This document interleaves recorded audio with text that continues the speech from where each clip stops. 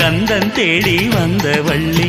நீ தொடத்தானே நான் பிறந்தேன், நாளொரு வண்ணம் நான் வளர்ந்தேன்.